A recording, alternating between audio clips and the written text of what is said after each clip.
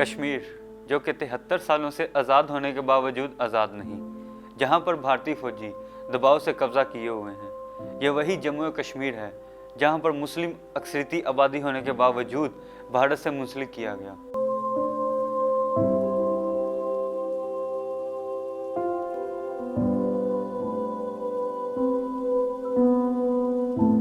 لیکن وہاں کی عوام نے بھارت کو تسلیم نہ کیا اور پاکستان سے مدد کی اپیل کی، جس کے پیش نظر آج آزاد کشمیر اور مقبوضہ کشمیر کا تصور پایا جاتا ہے، اور مسئلہ کشمیر سلامتی کونسل کی نااہلی کی زندہ مثال ہے۔ اللہ اکبر۔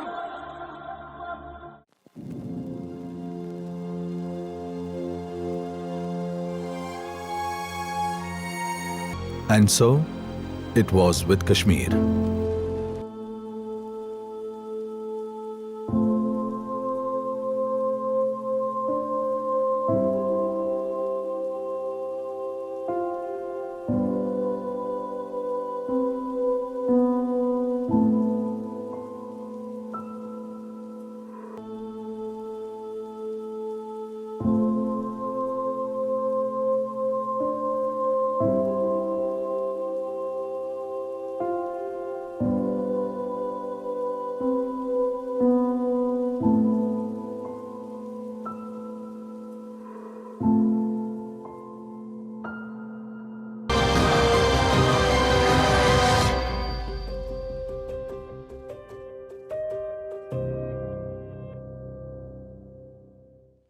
میں ہوں حسنین علی اور آپ دیکھ رہے ہیں سفر.pk کی ایکسکلوزیو سیریز ظلم کی اذیت میں خدا کو ڈھونڈنا۔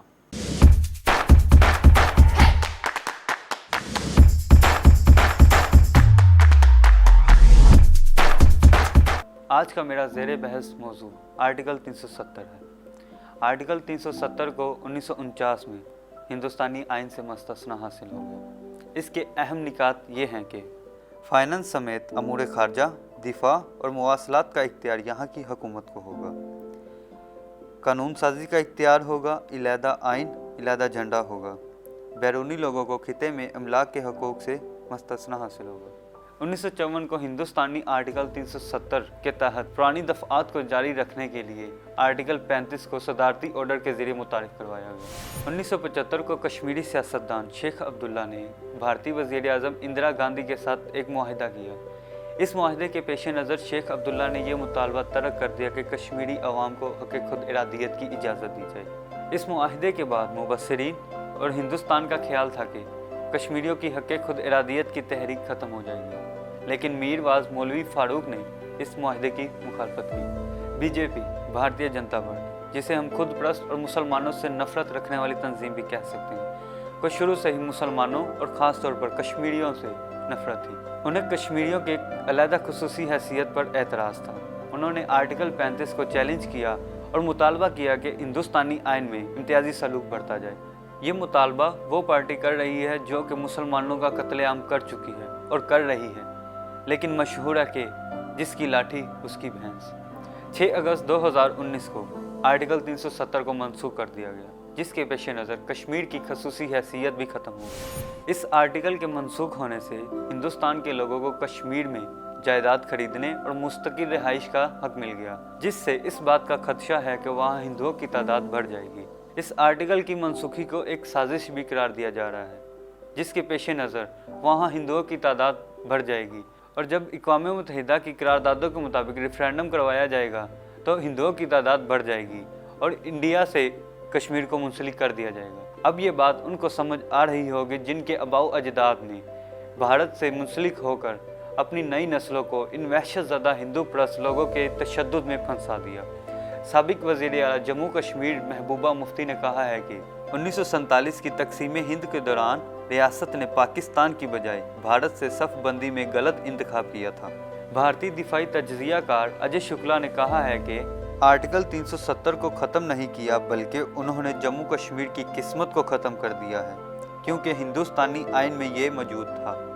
آرٹیکل 370 کی منسوخی کے بعد گاندھی پیس فاؤنڈیشن کی طرف سے بیان دیا گیا ہے کہ اگر گاندھی زندہ ہوتا تو وہ کشمیر کے لوگوں کے ساتھ ایسا کبھی نہ ہونے دیتا، وہ موت کو قبول کرتا، مگر غیر انسانی پالیسی جو کہ کشمیریوں پر لاگو کی گئی ہے مسترد کر دیتا۔ और इसके खिलाफ आवाज़ उठाता। इस आर्टिकल की मनसूखी के बाद भारत ने कश्मीर को जिंदा लोगों का कब्रिस्तान बना दिया, जो आज़ाद होकर भी आज़ाद नहीं, जिसके अवामी नुमाइंदे और सियासतदान नज़रबंद हैं। उस वादी की जिस पर हर 10 लोगों पर एक फ़ौजी तैनात हैं। उस वादी की जिस पर एक नहीं, दो नहीं, बल्कि 3-3 ममालिक अपना हक जमाते हैं।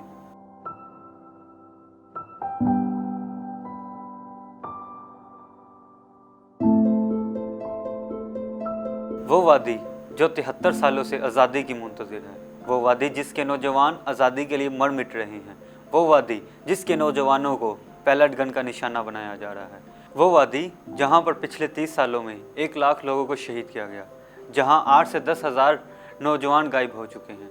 वो वादी जहाँ पर इज्तिमाई और गैर निशानज़दा कब्रों की तादाद 7,000 से भी ज़्यादा है। वो वादी जहाँ पर हज़ारों यतीम हैं, हज़ारों औरतें बेवा हैं, औरतों की इज़्ज़त महफूज नहीं, इंसानों को इंसानी हकूक़ हासिल नहीं, जहाँ पर मोबाइल इंटरनेट सर्विस मुअत्तल है, जहाँ पर सहाफ़ियों का दाखिला बंद है। इसलिए अक़वाम मुत्तहिदा और दीगर ह्यूमन राइट्स एसोसिएशंस को चाहिए कि वो कश्मीरियों की आवाज़ बने और वो भारत को मजबूर करें कि वो अपना गैर आइनी कदम वापस ले और कश्मीरियों को उनका हक दे। इसी के साथ मुझे इजाज़त दीजिए और मज़ीद ऐसी वीडियोज़ के लिए हमारे चैनल्स को सब्सक्राइब करें। अल्लाहु अकबर।